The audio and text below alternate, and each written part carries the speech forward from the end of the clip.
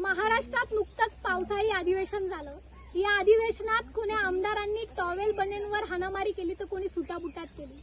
महाराष्ट्राच्या कृषी मंत्र्यांनी तर थेट सभागृहात रमीचा डावच मांडला।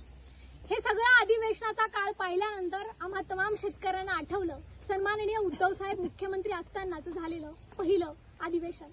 ज्या अधिवेशनात सन्माननीय उद्धव साहेबांनी मी महात्मा फुले कर्जमाफी योजनेअंतर्गत महाराष्ट्रातल्या शेतकऱ्यांची 2 लाखांची सरसकट कर्जमाफी जाहीर करतो आहे अशी घोषणा करत तमाम महाराष्ट्राच्या शेतकऱ्यांना आनंदाचा आश्चर्याचा धक्का दिला। आम्हाला हे रमीचा डाव खेळणाऱ्यांचं सरकार नको, तर आम्हाला शेतकऱ्यांना कर्जमाफीची हमी देणाऱ्यांचं सन्माननीय उद्धव साहेबांचं शेतकऱ्यांच्या कैवाऱ्यांचं सरकार पुन्हा हवं।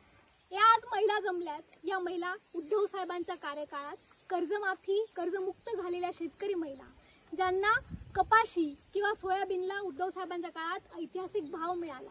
कोरोनाच्या काळात सन्माननीय उद्धव साहेबांनी महाराष्ट्राला कुटुंब प्रमुख म्हणून आधार दिला। हे सगळं आम्हाला दिल्यानंतर आपल्याकडे म्हटलं जातं देणाऱ्यानं देत जावं, घेणाऱ्याने घेत जावं, घेणाऱ्याने एक दिवस देणाऱ्याचे हात धरावे। ही महाराष्ट्राची संस्कृती आहे।